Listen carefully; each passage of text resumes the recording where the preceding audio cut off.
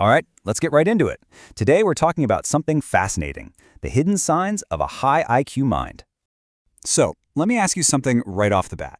Have you ever had those little quirks, those weird habits that kind of make you feel, well, different?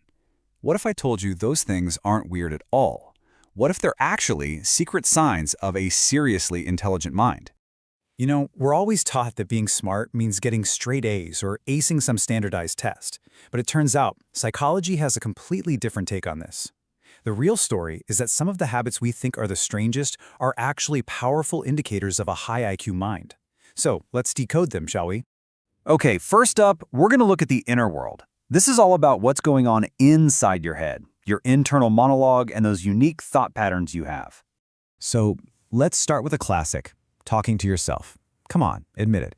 Have you ever been caught muttering away while you're trying to figure something out?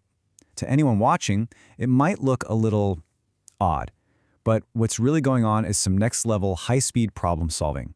Yeah, there's actually a name for this. It's called verbal reasoning. Basically, when you turn those jumbled, abstract thoughts in your head into actual words, you're helping your brain organize everything way more efficiently.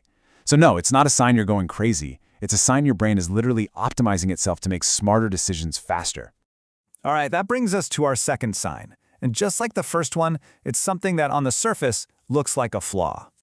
Are you that person who's always called indecisive? Maybe you're constantly overthinking things, second-guessing every choice you make. It can totally look like you're just not confident. But for a high IQ mind, it's not about that at all.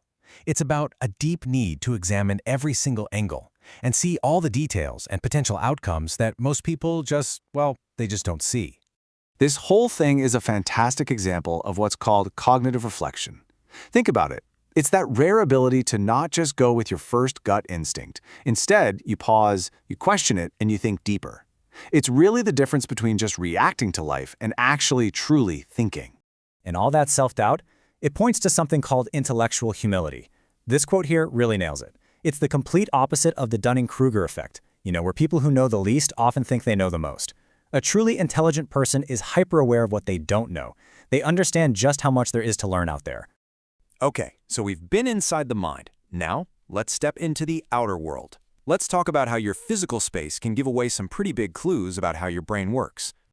I'm sure we've all heard the old saying, a messy desk means a messy mind, right? But what if that's completely backward? What if that desk that looks like a total disaster zone is actually a sign of brilliant mental efficiency? It all comes down to something called selective organization. See, a high IQ brain is all about energy conservation. It's not going to waste precious mental fuel on organizing stuff that just doesn't matter, like a stack of papers. Instead, it focuses all that organizational power on the important things, the complex ideas, the project plans, the digital files.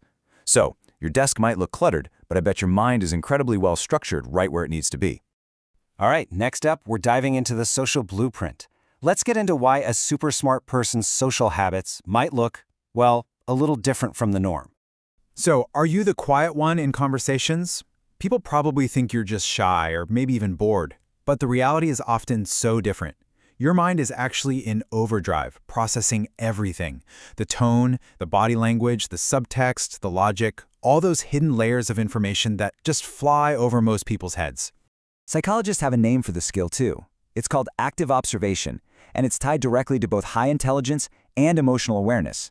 Your brain isn't just waiting for its turn to talk, it's working hard to deeply understand what's being said. And hey, this is probably why small talk feels absolutely exhausting. Your brain is craving deep, meaningful connection, not just chit-chat about the weather. And that need for depth, it totally explains another common habit, the deep need to be alone. Taking that long walk by yourself, it's not really about avoiding people. It's about carving out that crucial mental space your brain needs to get into a deep thinking state. That's when all the creative and problem-solving gears really start turning. And this isn't just a hunch, there's real research on this. A study in the British Journal of Psychology found that more intelligent people actually get less happy with more frequent socializing. Why is that? Because their brains are screaming for that quiet time to process ideas and just recharge. So remember that, you're not hiding, you're thinking. Okay, for our final section, we're going to get to the very heart of it all, the deeper wiring of a high IQ mind. And it all comes down to a relentless, unquenchable curiosity. Now, this last habit might be the most misunderstood of them all. Do you ever do this? You get completely obsessed with something, dive super deep for a few days or weeks, and then suddenly you drop it and jump to something totally new.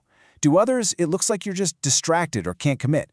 But what you're really doing is feeding a mind that's absolutely starving for new, complex information. This is actually linked to a core personality trait called openness to experience, which has a super strong connection to high IQ. For a brain like this, learning new, complicated stuff isn't a chore. It triggers a massive dopamine hit, a reward. It's not a lack of focus at all. It's a biological drive to consume complexity.